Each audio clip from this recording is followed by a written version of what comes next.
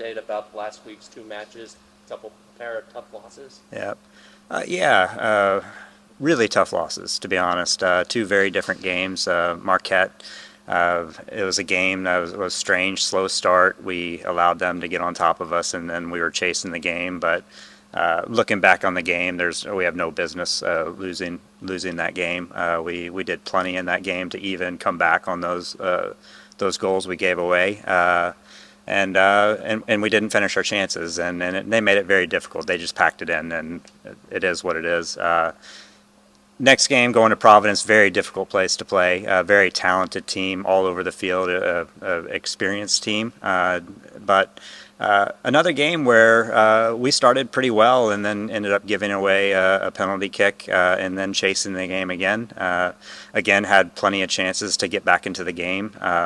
Tried to fight and claw our way back in and ended up coming up short again. So it's frustrating from a standpoint of our team is doing a heck of a lot right, and they're giving themselves a chance to get these results, and we're dominating a lot of the play in all four of our first games of Big East, and we've come up short each time. So we're going to fight and claw and keep fighting to get it right because this team has the ability to put some wins on the table. Although that you are 0-4 in conference play, you guys have pretty much dominated most of those four games. How do you build the confidence in the team going forward down the stretch here?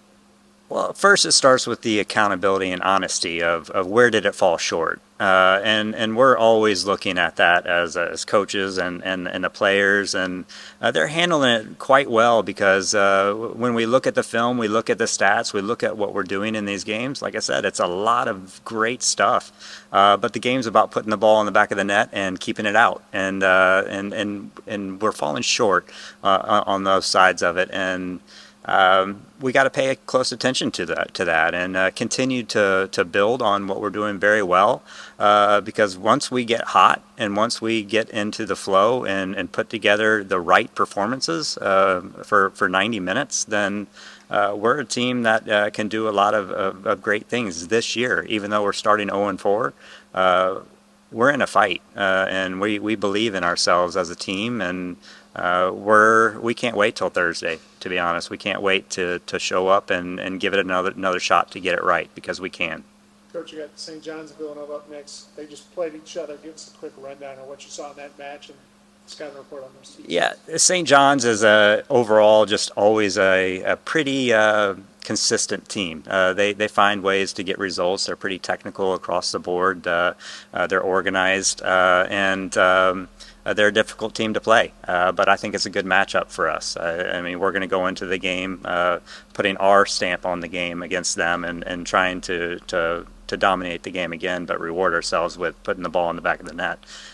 Villanova is a team that's really done well this year. They've gotten a lot of great results, and they've really strengthened their full roster. And that's not an easy place to go play, but no place is in the Big East. And so again, we're focused on this Thursday game, but really just the week. I mean, we want to put points on the table, and we're doing everything possible to get those points. And I love my team because they really put the effort for it, they're planning for it, and they expect it. They're expecting to get wins in these next couple games.